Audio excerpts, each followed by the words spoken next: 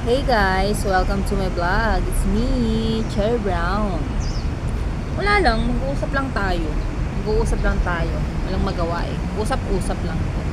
Bilang isang OFW dito pa rin sa Hong Kong. Ako naman kasi, nai-inspired lang ako sa mga nagbablog. Kagaya ng mga Fowler, mga Toro family.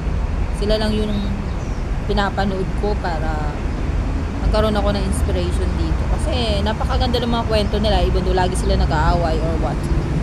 Okay pa rin sila, Sir Lester, ganun. Nakaka-inspire lang din kasi